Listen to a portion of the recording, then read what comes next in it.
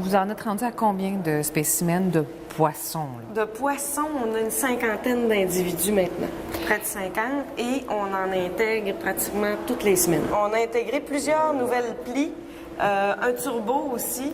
Eux ont tendance à s'enfouir dans le sable, donc on les voit pas tous nécessairement du premier coup d'œil. Il y en a beaucoup aussi qui sont cachés dans les roches, entre autres nos loups. Nos loups atlantiques, on est rendu avec 5 loups. On en avait un dans notre premier arrivage, notre première intégration. C'est ce qu'on voit là-haut. C'en est exactement. Il y en a un qui est perché là-bas. Ce que tu me disais, c'est que c'est très territorial. Oui, il y en a un, il y en a un qui vient de sortir, derrière ces roches. Oui, effectivement, c'est très territorial. Et souvent, ils vont se nourrir après que tout le monde ait mangé, pour ne pas faire d'affrontement nécessairement. Ils apprennent à cohabiter ensemble, évidemment, mais jusqu'à maintenant, ça se passe quand même bien. Et puis, on commence à avoir des espèces un petit peu plus exotiques. Donc, on a une licode dans le bassin de quarantaine qui s'en vient. Donc, des nouvelles espèces. Les gens ne sont pas nécessairement familiers avec toutes ces espèces de poissons-là. Donc, on connaît bien Sébastien morue. Oui, c'est ça, mais il y en a d'autres qu'on n'a jamais vues. 2 morues franches à cet endroit-là. Et ça, c'est une hogac qu'on appelle, ou souvent appelée la morue de roche.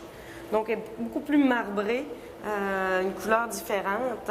On a des petits chaboisseaux aussi. Oui, c'est joli. Ça, on en a de plusieurs tailles. Est-ce que ça devient beaucoup plus gros, ça? Oui, ça va quand même grossir, mais pas, c'est pas aussi autant que la morue. Non, absolument. Ça, c'est un autre loup. Loup. Oui, c'est notre... Mais pas la même couleur, là. Non, il est votre vraiment plus gros, je pense, plus gris, oui. Et ça aussi, souvent, la plupart des poissons ont une adaptation selon leur environnement, vont adapter leur couleur et selon leur nutrition aussi.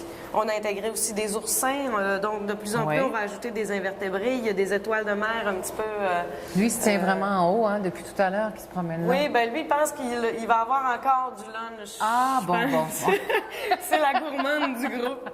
Pendant la semaine de relâche, on est ouvert exceptionnellement le lundi, parce que normalement, on est fermé en hiver. Et puis, des réductions aussi. Les tarifs sont réduits pour adultes, pour enfants, pour la famille. C'est 25 de rabais pour le tarif familial. Donc, évidemment, il y a des activités spéciales. Une des activités spéciales en lien avec le nouvel insectarium qui s'en vient, c'est les papillons en relâche.